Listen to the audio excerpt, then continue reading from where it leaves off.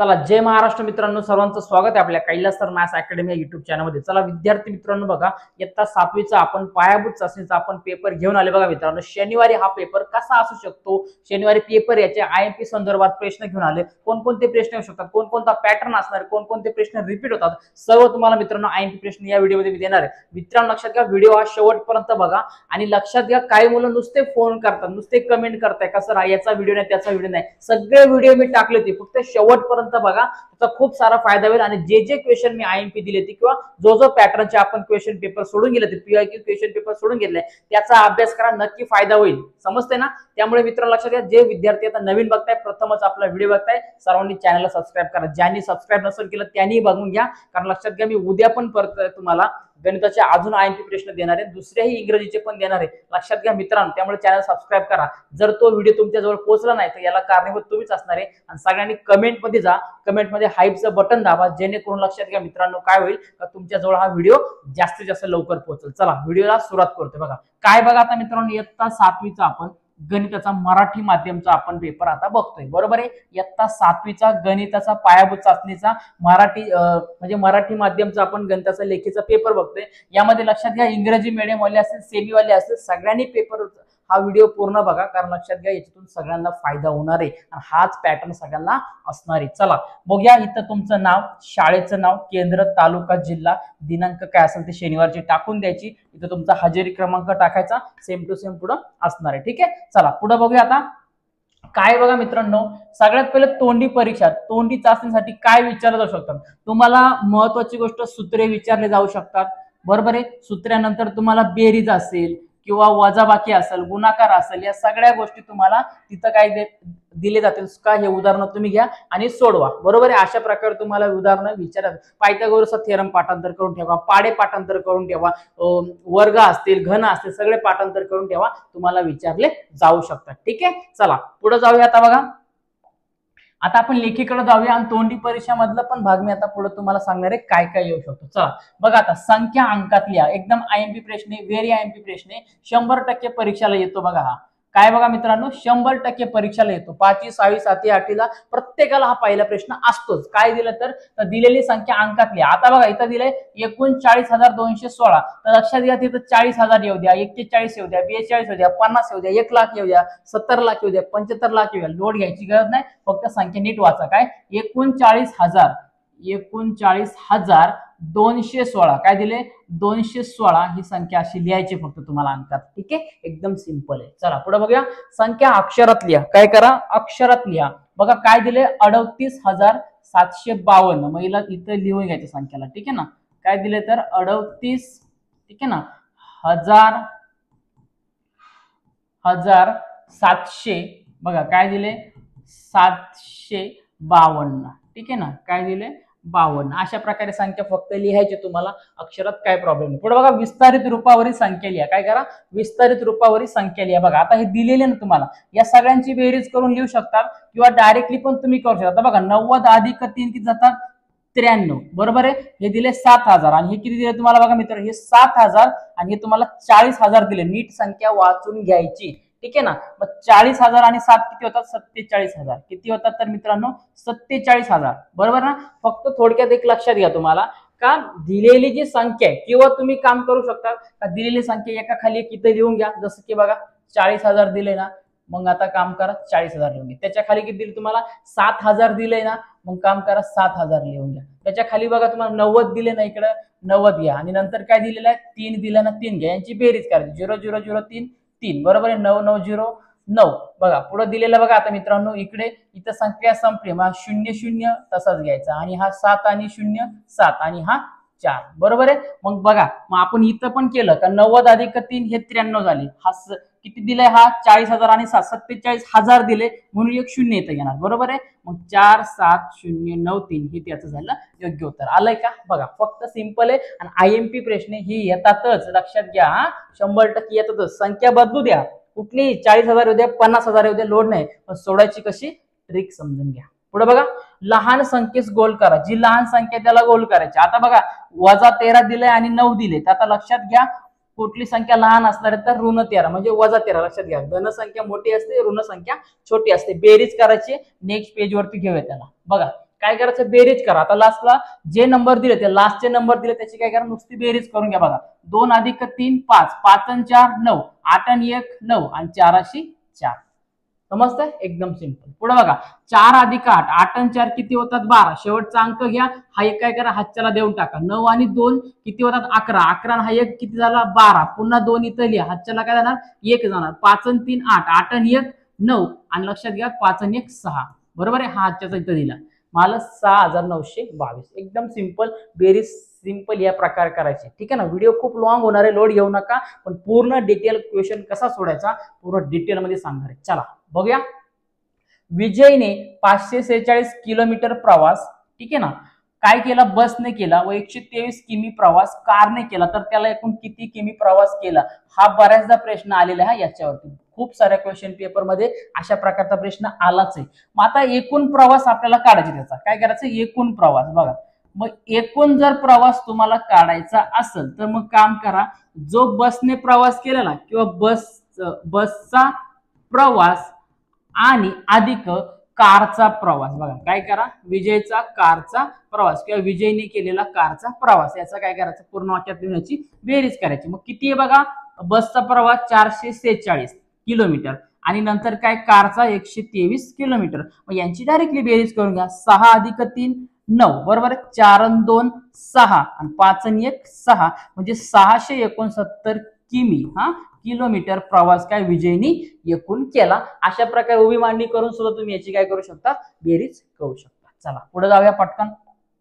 पुढे बघा मित्रांनो, एका गोदामात 2850 गव्हाची व 1497 तांदळाची पोती आहेत, तर गोदामात एकूण पोती किती. मग आता एकूण पोती तुम्हाला काढायची, काय करायचे, एकूण पोती जर तुम्हाला काढायचे असेल तर लक्षात घ्या मित्रांनो, काय करा, गव्हाचे पोते आणि जे तांदळाचे पोते त्या दोघांची काय करायची, बेरीज करायची. म्हणजे काय येणार, 2850 अधिक 1497 यांची काय करायची, तुम्हाला बेरीज करून घ्यायची. मग आता वाटलं असतं तुम्हाला उभी, आता आडवी मांडणीने आपण अगोदर केला, अडचण येत असेल ना तर उभं करून घ्या, काय नाही. 2 8 5 0 1 4 9 7 यांची बेरीज करायची फक्त. 0 अधिक 7 7, 9 आणि 5 14, 14 4 हात चालाला 1, बरोबर. 8 आणि 4 12, 12 आणि 1 1303 हात चालाला 1 2 3 आणि 4, म्हणजे किती झालं 4347. बघा किती झालं, 4347 पोते, बरोबर आहे.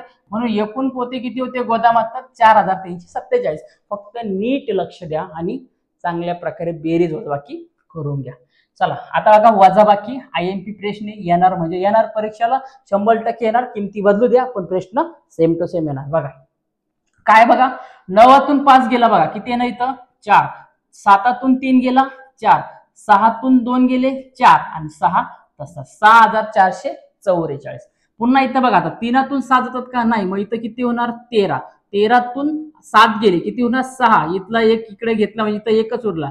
मग 1तून 7 जातो का नाही, मग इथं किती होणार 11. 11तून 6 गेला किती 5, हा एक इकडे दिला, इथं उरला 0, बरोबर आहे. मग आता 0तून 5 जातात का नाही, मग इथं होणार 10. मग याचा एक हातच्याला इकडे गेला, मग 10तून 5 गेले 5 आणि 8तून 3 गेले 5, 5556 हे त्याचा राईट आन्सर आहे.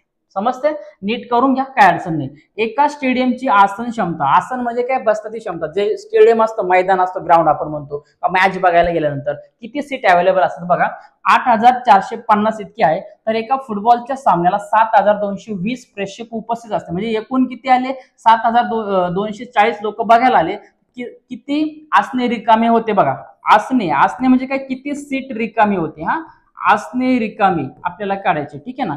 लक्षात घ्या, एकूण म्हणायचं, एकूण आसने रिकामे. मग आता काम करा, किती लोक आले होते आणि किती क्षमता आहे, बरोबर आहे. एकूण आता त्याची क्षमता बघा, काय करा, क्षमता म्हणजे एकूण किती क्षमता होती वजा किती उपस्थिती होती, म्हणजे किती लोक त्याला बघायला आलते यांची काय करा, वजाबाकी करून घ्या. म्हणजे एकूण क्षमता किती होती, म्हणजे त्याची कॅपॅसिटी काय, याच्यामध्ये एकूण 8450 लोक बसू शकतात आणि त्याच्यामध्ये आले किती 7240. मग आता याची काय करा, सरळ सरळ वजाबाकी करून घ्या. वाटलं सिंपल म्हणून तुम्ही काय करा, अशा प्रकारे जर उभी मांडणी केली तर तुमचं उत्तरही पटकन येऊ शकतं, बरोबर आहे. 0तून 0 गेला 0, 5तून 4 गेला 1, 4तून 2 गेला 2, 8तून 7 गेला 1, म्हणजे किती झालं मित्रांनो बघा, तर लक्षात घ्या 1210 इतके आसने म्हणजे सीट अवेलेबल होते किंवा ते रिकामी होते.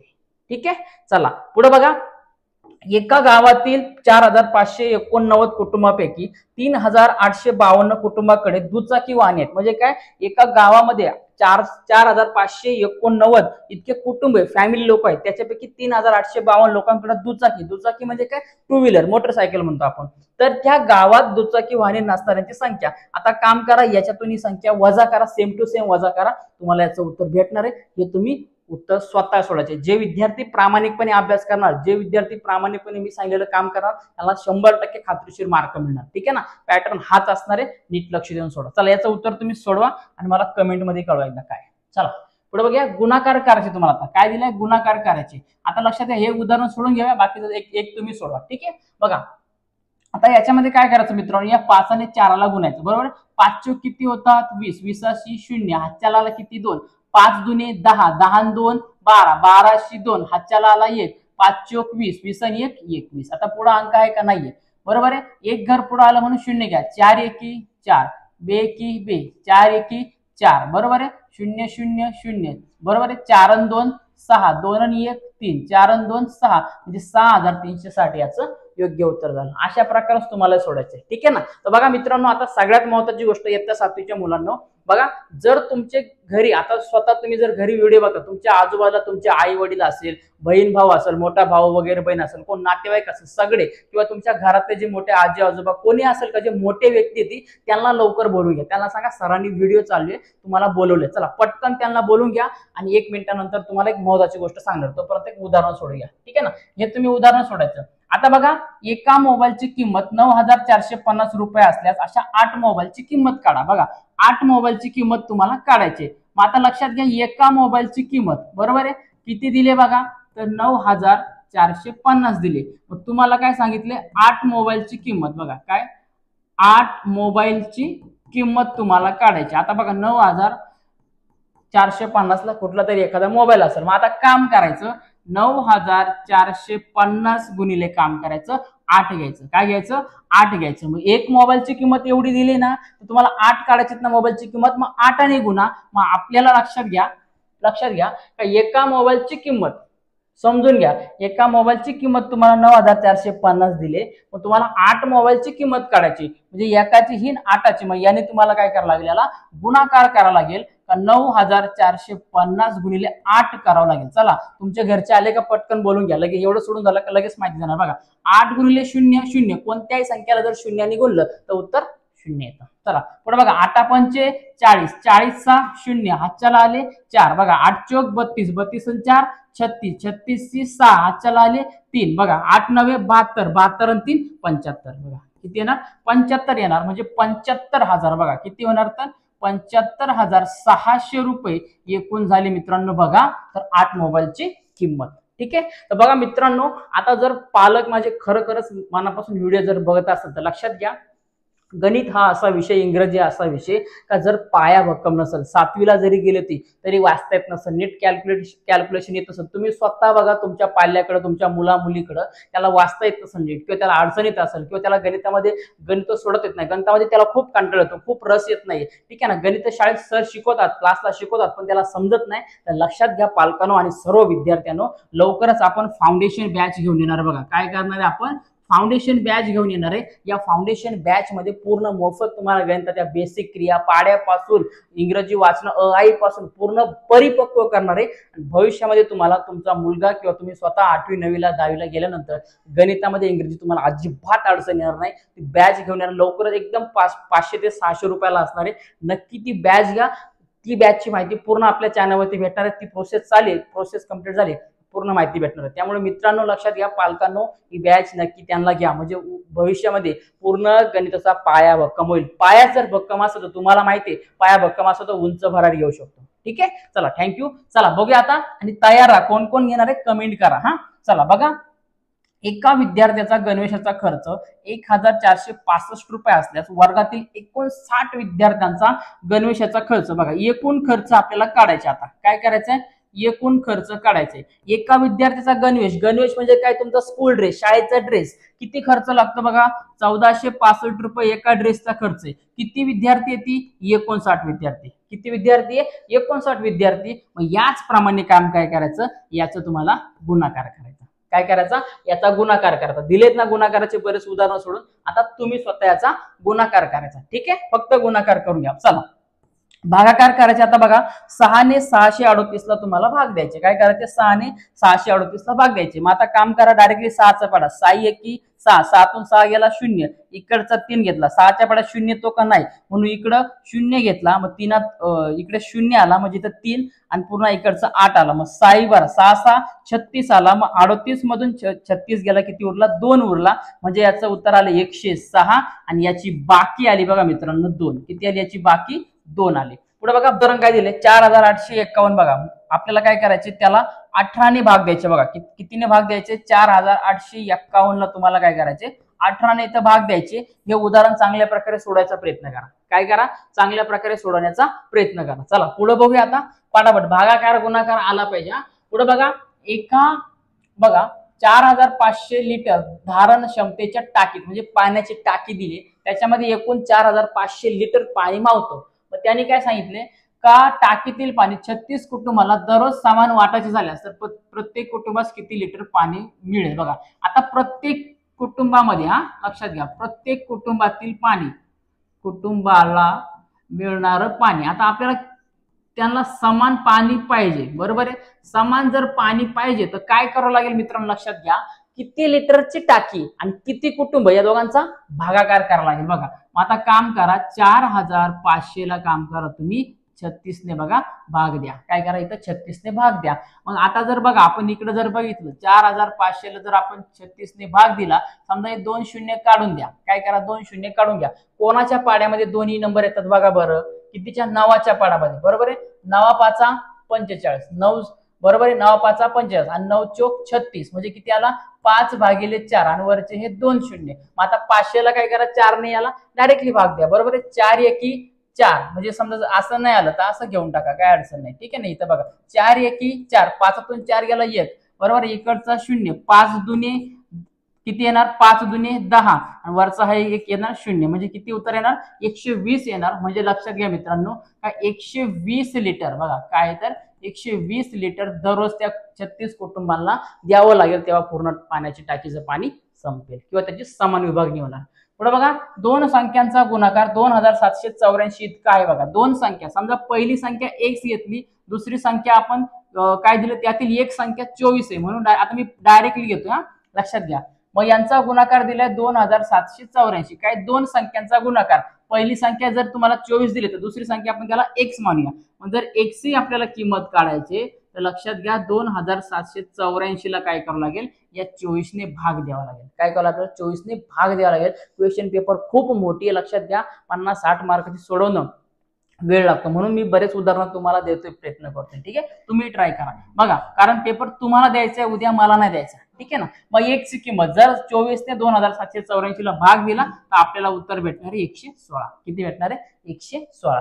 पुढे बघा 15 या संख्येत ज्या संख्येने निशेष भाग जातो त्या संख्याला गोल करा। काय 15 संख्याला असं कोण, म्हणजे काय ह्या दिलेल्या संख्या यांच्या पाड्यामध्ये 15 येतो का, बघा 7च्या पाड्यामध्ये येतो का, नाही, 6च्या येतो का, नाही, 5च्या येतो, बरं 4च्या येतो का, नाही येत, 3च्या येतो, 3 5 15, 2च्या येतो का, नाही येत, म्हणजे 3 आणि 5। चला पुढे बघूया 38 व 32 व 48 चा मसावी काढा। काय 32 आणि 38 चा मसावी काढायचे। मसावी काढायची पण शॉर्ट ट्रिक्स आहे, मी पाठीमागे सांगितले मागच्या व्हिडिओमध्ये, तरी पण बघा। आता 32 चे विभाजक काढून घ्या, कोणकोणत्या संख्येने 32 ला भाग येतो। आता बघा कोणती ने जातो, 1 ने जातो, 2 ने जातो, बरोबर आहे, किती जातो, 1 ने जातो, 2 ने, 3 ने जातो का, नाही जात, नंतर किती जातो, 4 ने, 4 नंतर बघा 5 ने जातो का, नाही, नंतर 6 ने जातो का, नाही जात, बरोबर आहे, बघा 6 ने जातो का, नाही, नंतर 7 ने नाही, नंतर 8 ने जातो, बरोबर आहे, किती जातो, 8 ने, नंतर 9 ने जातो का, नाही, नंतर 10 ने, 10 ने तर अजिबात नाही, 11 ने नाही, बरोबर आहे, 12 ने नाही, 13 ने नाही, 14 ने नाही, 15 ने नाही, 16 ने जातो, 16 दुने 32, बरोबर आहे, 16 दुने 32, समजते, आणि पुन्हा 32 एकी 32। आता पुढे बघा 48 विभाजक, लक्षात घ्या हे जे आहेत ना सेम टू सेम याचे असणार आहे। बघा एकाने भाग जातो, दोनाने जाणार आहे, ठीक आहे ना, बघा 3 ने भाग जाईल का, 8 आणि 4 12, बरोबर आहे, 3 ने पण भाग जाईल, नंतर 4 ने पण भाग जाईल, 5 ने नाही, 6 ने येतो का, 6 सकून 42 6 8 48 बरोबर आहे. 6 ने जाणार, 7 ने जाईल का नाही. नंतर बघा 8 ने पण भाग जाईल. कितीने भाग जाईल? 8 ने जाईल. नंतर 9 ने चेक करा, 10 ने जाईल का नाही, 11 ने नाही, 12 ने जाईल का, 12 36 12 48 बघा कितीने जाईल? 12 ने. आणि लक्षात घ्यायच्या पुढे येतो 16. किती येतो? 16 येतो. 16 नंतर बघा मित्रांनो डायरेक्ट येतो 24 आणि नंतर येतो याचा 48 बघा. मग आता हे झाले तुमचे विभाजक. आता याच्यात काय करायचं? सामायिक विभाजक काढायचं मला. याच्यातले कोणकोणते सामायिक विभाजक बघा. मग हा 1 आहे, नंतर किती येतो? 2 आहे, नंतर 3 आहे का? नंतर नाही 4 आहे, 4 नंतर बघा 8 आहे आणि 8 नंतर बघा 16 आहे. किती येतो? 16. म्हणजे काय? सामायिक, म्हणजे दोघांच्या पाड्यामध्ये ते पाहिजे आपल्याला. ठीक आहे ना? 16. मग यांचा मसावी काय येणार? याच्यामध्ये सगळ्यात मोठा जो नंबर आहे हा 16 आहे, हा झाला याचा मसावी. झाला याचा मसावी. चला पुढे बघूया. खालील अपूर्णांकाचे अंशाधिक अपूर्णांकात रूपांतर करा. काय करा? आता याला दोघांना सोडून घ्या. बघा काय करा? 5 गुणिले 3 करा आणि अधिक 2 करा. छेदाला 5 तसाच घ्या. 5 त्रिक 15, 15 अधिक 2 भागिले 5. मग 15 आणि 2 किती होणार? 17 होणार. 17 भागिले 5 हे त्याचं योग्य उत्तर असणार आहे. ठीक आहे. पुढे बघा याला तुम्ही भाग देऊन पण करू शकता. ठीक आहे. पुढे बघा गुणाकार करा. आता बघा काय करा? या दोघांचा गुणाकार करायचे. कुठे तिरकस भाग जातोय का? नाही जाते. बरोबर आहे. मग 7 त्रिक 18 आणि 7 7 7 49. समजते? गुणाकार डायरेक्ट सरळ सरळ गुणाकार करायचा. भागाकार करा. आता असा प्रकार दिले ना 7 भागिले 4 दिले ना तर भागाकाराचा गुणाकार व्यस्त करा. मग काम करा का तुमचा अंश आहे ना तो खाली जाणार आणि जो तुमचा डिनोमिनेटर आपण म्हणतो ठीक आहे ना छेद तो वरती जाणार. बघा मग आता काम करा असं सोडा. 4 1 4 उरला किती? 7 1 7 म्हणजे याचं उत्तर असणार आहे 7 फक्त. बघा सिंपल आहे. पुढे बघा आता सोडायचे तुम्हाला 13.8 गुणिले 2.5 करायचे. जो आपण गुणाकार केलेला आहे अगोदर सेम टू सेम करायचे, फक्त 2 घर पाठीमागायचे. काय करायचे? 2 घर याचं पाठीमागायचे. चला हे पण तुम्ही ट्राय करा. चला पुढे बघूया.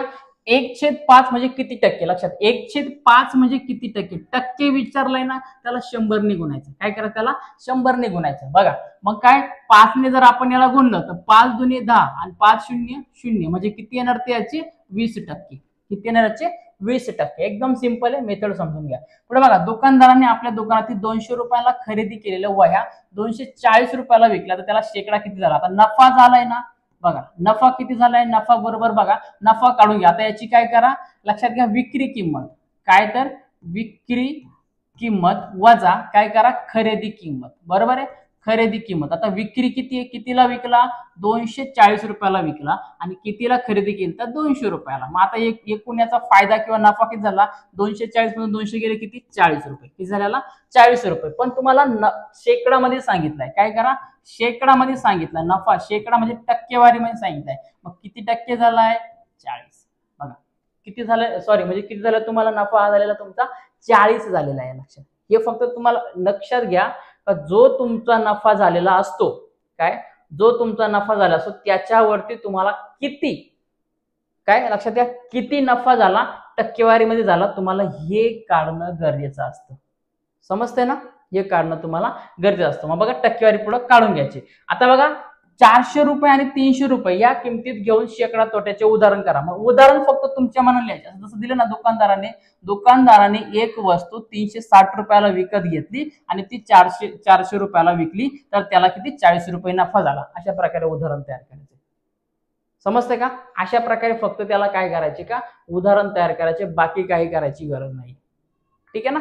समजून घ्या फक्त. बाकी काही करायची तुम्हाला गरज पडणार नाही मित्रांनो. पुढे बघा रोहितचे वय काय? रोहितचे वय 12 वर्ष व गौरीचे वय 6 वर्ष आहे. तर रोहितच्या वयाचे गौरीच्या वयाशी गुणोत्तर करा. म्हणजे काय करायचं तुम्हाला? रोहितचे वय लक्षात घ्या. काय? रोहितचे वय भागिले कोणाचं वय? गौरीचे वय. हा गौरीचे वय. बघा इथे 100 ने मल्टिप्लाय करून घ्या. भागिले घ्या आपली खरेदी किंमत तुम्हाला उत्तर येईल. हा पुढे बघा रोहितचे वय भागिले गौरीचे वय. आता रोहितचे किती दिले तुम्हाला लक्षात घ्या? 12 दिले. गौरीचे किती दिले? 6 दिले. 6 1 6 बरोबर. 6 दुने 12. मग तुमचं उत्तर आलं 201 म्हणजे याचं उत्तर आलं 2:1. बघा याला म्हणतात गुणोत्तर. किती आलं? 2:1 आलं. ठीक आहे. चला पुढे बघा.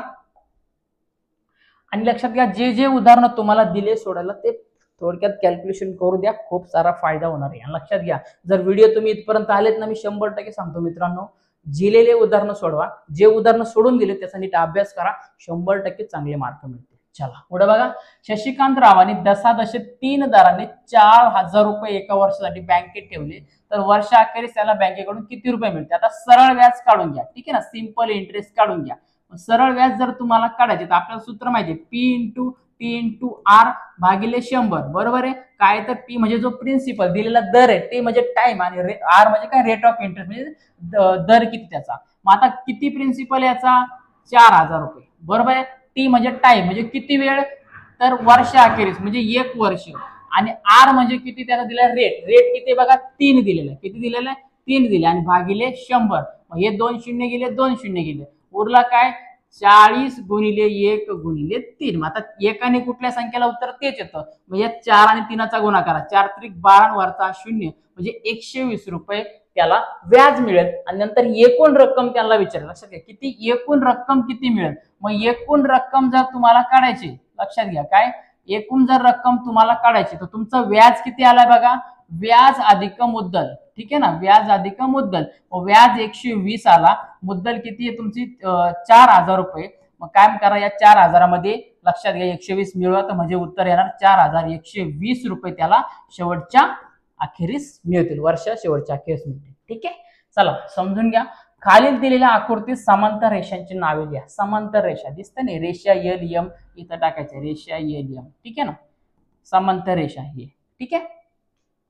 पुढे बघा, खालील आकृतीत काटकोनाचे नाव लिहा, चौकटीत नाव लिहा. काटकोन बघा कुठे, बघा इथं दिसतं, दिसतंय ना. मग कोण फक्त लिहायचं A B C, A B C, ठीक आहे. चला सिंपल आहे, पुढे चला पटकन बघा. काय आता, रेषा ओळखून तिचे नाव चौकटीत. रेषा, रेषा कशी असते, रेषा अशा प्रकारे असते की त्याला दोन्हीच्या बाजूला, दोन्हीकडे त्याला काय असतो तर लक्षात घ्या, एक एरो असतो, आपण त्याला म्हणतो का बाणासारखा, ठीक आहे ना. पण बाणाला एकच असतो, पण त्याला काय दोन्ही साईडला असतो, बरोबर आहे. बघा रेषा कुठेही आहे का, नाही, बरोबर. हा झाला तुमचा बाण झाला, आपण म्हणतो त्याला, ठीक आहे ना. हा होईल का, नाही, रेषाखंड ही रेषा असते, इथे लिहायचं रेषा यल, ठीक आहे ना. काय असणार आहे, रेषा यल, समजते ना. चला, विषमभुज त्रिकोणाचे नाव चौकटीत लिहा. विषमभुज, लक्षात घ्या, याची व्याख्या अशी का दोन कोण समान नसतात, ठीक आहे ना. काय, दोन कोण समान असतात म्हणजे ते सगळे कोण वेगवेगळे असतात, तीनही कोण वेगवेगळे असतात. बघा हे तर इथं 2 समान आहे म्हणजे हे नाही, इथंही हे समान आहे हे नाही, बघा हे तिन्ही वेगळे ती म्हणजे काय असणार आहे, कोण एस टी यू, ठीक आहे. चला पुढे बघा, रेषा पी सममित अक्ष होईल अशा प्रकारे तुम्हाला आकृती पूर्ण करायची, म्हणजे सेम टू सेम घ्यायची याचं माप. मग हे कुठं दिले बघा, इथं दिले ना, याला फक्त लक्षात घ्या, तुम्हाला अशा प्रकारे जॉईन, आता लक्षात घ्या हे फक्त दिलेले मॅच करायचे, याच्यामध्ये बरंच स्टार वगैरे तुम्हाला येत असतो का नाही, बऱ्याच वेळा त्या गोष्टी होत असतात. मग तुम्हाला फक्त काय करायचं की याला मॅच करायचे. लक्षात घ्या, हे जेवढं अंतर दिले ना तेवढं अंतर इकडे घ्यायचं, समजते. काय करायचं, तेवढं अंतर इकडे घ्यायचं, याला मॅच करून टाकायचं, काय प्रॉब्लेम नाही, ठीक आहे ना. पुढे बघा, घडणीवरून तयार होणाऱ्या घनाकृतीचे नाव. त्याला जर घडी मारत हा होतो त्रिकोणी पिरॅमिड. काय होतो, त्रिकोणी पिरॅमिड होत असतो. खालील दिलेल्या आकृत्यामध्ये गोल असलेल्या आकृतीमध्ये टिक करा. सर्कल कुठे रे, हा बघा, हा सर्कल दिसतोय ना, गोल दिसतोय का आपल्याला, हा सर्कल आपल्याला काय करायचं, याला गोल करायचे, ठीक आहे. पुढे बघा, कंपास व पट्टीच्या साहाय्याने दिलेला कोण एवढा कोण करा. हा सेम कोण मोजायचा आणि ह्या सेम याचा एवढा एक कोण काढायचा. समजा तुम्हाला हा दिला असेल, समजा सांगितलं 120 आहे ते 120 तुम्हाला कोण काढायचा, ठीक आहे.